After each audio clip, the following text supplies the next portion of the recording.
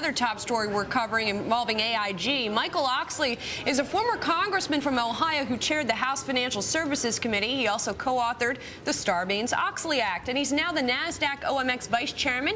He's also of counsel at the Washington law firm Baker Hostetler, and he's joining us now from our Washington newsroom. Washington, one of the two big places that people are watching today, in addition to San Francisco. Thank you so much for joining us. So talk to us. I'm sure you've been watching the hearing today, and you used to be sitting in those seats. So what would you have asked Tim Geithner and Hank Paulson today? Well, I think the committee did a good job of, on both sides of the aisle, of bringing up some of the more thorny issues and some of the tougher questions.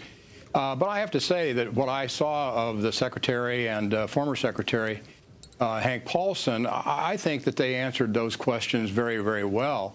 This was a very difficult time. If anybody reads what went on during that period, for example, Too Big to Fail, it's pretty clear that those were pretty chaotic times. And at least from my perspective, I'm convinced that both men and the others that were involved in this thing were trying to do their very best for the American people and for the markets.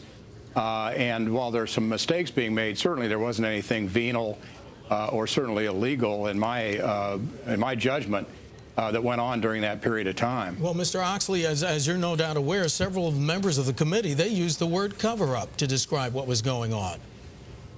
Yeah, I think that's really over the top. There's no indication at all that that was the case. I think that Geithner made a good point. He said we were constricted by the statutes and by precedent. When you're dealing with AIG, it's a lot different the way AIG was structured vis-a-vis Morgan Stanley and Goldman Sachs and some of the other institutions, and they had to consider that as well. So at the end of the day, I think they made some difficult decisions under difficult circumstances, but for all the right reasons. And I think a lot of this tends to be a little bit second-guessing and Monday morning quarterbacking, which Washington is very good at. But at the same time, when you've got a current Democrat Treasury Secretary and a former Republican Treasury Secretary essentially agreeing on the facts going forward, I think you have to give them the benefit of the doubt. Mr. Oxley, as somebody who helped co-author the last big piece of accounting overhaul regulation, what do you think is going to be the fate here of financial regulation, especially given the outcome of what we've heard from some of these commission hearings?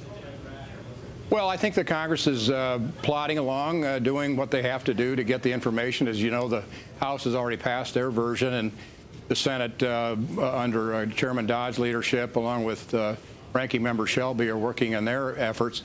I think at the end of the day, certainly in the over-the-counter derivatives market, there will be almost certainly be more transparency, more accountability, kind of the tenets of what we did with Sarbanes-Oxley, and the understanding that the opacity in the past simply can't withstand the situation today, right. And that the whole effort by the Congress is to try to make certain that this kind of thing doesn't happen again. Right. And to the extent that you can have more accountability and transparency, particularly in the over-the-counter derivatives market, I think it'll go a long way in making certain that it doesn't happen again.